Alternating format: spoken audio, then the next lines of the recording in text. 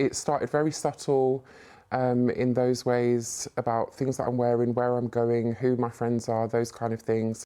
Lucy suffered years of abuse at the hands of her ex-partner. She vividly remembers the first time he attacked her. It started with slaps around the back of my head. Then it became dragging, pulling of my hair, pulling me around the room. He then escalated to taking off his belt and he started whipping me with the belt. Lucy, whose identity we're protecting, called 101. This person basically said to me, well, we'll come over, we'll photograph what's been done to you if you've got any injuries. Then you'll go through a court process. It's basically his word against yours. So yeah, it's up to you.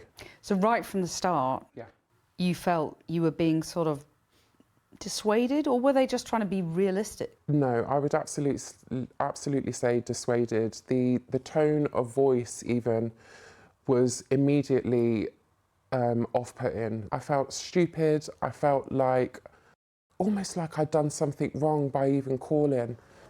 This was in 2005, yet decades on, victims are still discouraged from pursuing their complaints. The Victims Commissioner for London analysed 270,000 crimes reported to the Met Police over a one-year period. She found that 40% of victims withdrew from the justice process before a charging decision was made. The figure was even higher for victims of domestic abuse, 59%, and it was 69% for adult rape victims. Claire Waxman wanted to find out why the number of victims withdrawing from rape and domestic abuse cases in London has increased by 10% in the past 6 years.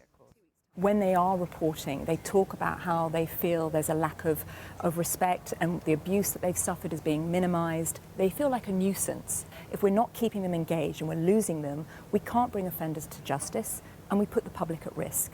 So this data, this information, this report is absolutely critical for not just police here in London, the Met Police, all police forces, criminal justice system and the government to take it very seriously. Lucy's ex-partner inflicted further physical abuse on her, including one attack witnessed by police officers themselves in 2006. Lucy ultimately found the strength to leave her ex, but in 2022 supported their son's request to have contact with his dad. For the first couple of months, I'd say he was on best behaviour.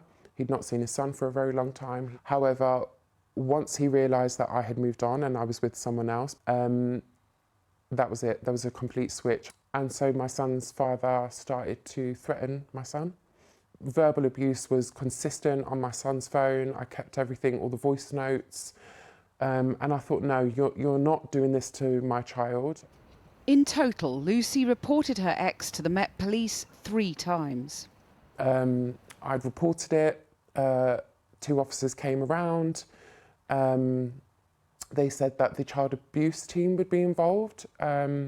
So I got a call back from an officer about 2 days later who said to me, well, you don't really want to put your son through this, do you? Because, you know, he'll have to take the stand and, you know, that's against his dad and that's going to be really even more traumatic for him. It's probably best that you just carry on and not take this further. I just hung up the phone. I just hung up. The Met Police says they are driving up charges for serious offences, developing a new victim strategy and improving training and communications. Claire Waxman says it's not just police attitudes driving victims away from the justice process. It is a problem for the entire criminal justice system. So what we were seeing with police, they are discouraging victims from continuing, but often from a place of explaining how long it's going to take through the process and to get into court. So that court crisis that we're seeing in this country is very much driving that early victim attrition, victims withdrawing from the process early on. With a backlog of almost 77,000 cases waiting for Crown Court trials in England and Wales, former Judge Sir Brian Leveson urged ministers earlier this month to think radically, removing juries for some cases.